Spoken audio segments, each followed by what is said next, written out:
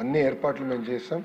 ఈ కార్యక్రమం జయప్రదం చేయవలసిందిగా ఈ సభాముఖంగా నేను గౌరవ సభ్యులందరినీ కోరుకుంటూ, కొంతమంది సభ్యులు అంటే ప్రతిపక్ష పార్టీకి చెందిన గౌరవ సభ్యులు ఈ సభలో లేరు అధ్యక్ష.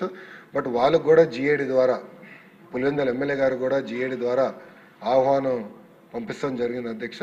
ఈ మీ ద్వారా వాళ్ళని ఆ కార్యక్రమంలో పాల్గొనాలని ఈ సభాముఖంగా వాళ్ళని కూడా నేను కోరుతున్నాను అధ్యక్ష. థ్యాంక్ యూ అధ్యక్ష. జై ఈ డిఎస్సి విషయంలో లోకేష్ గారిని నేను కూడా అభినందిస్తున్నా. ఎందుకంటే ప్రతిపక్ష పార్టీ వాళ్ళు కూడా అభినందించారు. ప్రతిపక్ష పార్టీ వాళ్ళు కూడా ఎక్కడ చిన్న ఆ సెలక్షన్ ప్రాసెస్లో అప్రిసియేషనే తప్ప కామెంట్ చేయాలన్నా కామెంట్ చేయలేని విధంగా జరిగిందని చెప్పి నాకు వేరే వాళ్ళు కూడా చెప్పాలి అంటే వైరి వర్గం వారు కూడా, అంటే పొలిటికల్గా వైరి వర్గం వాళ్ళు కూడా అభినందించారు. దీనికి ప్రత్యేక ధన్యవాదాలు. Thank you. క్వశ్చన్ నెంబర్ 984 మంత్రి నారాయణ గారు.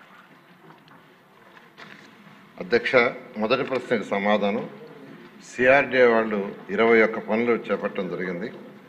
ఏడీసీ వాళ్ళు 61 పనులు, మొత్తం 85 పనులు అధ్యక్ష.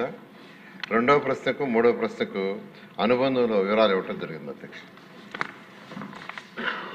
విష్ణుకుమార్ రాజు. అధ్యక్ష, దీనిపైన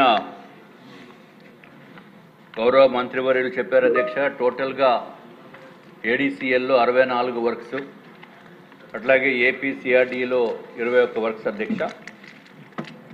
85 వర్క్లకి టోటల్గా కాంట్రాక్ట్స్ అవార్డ్ చేసింది 50,027 కోట్ల అధ్యక్ష.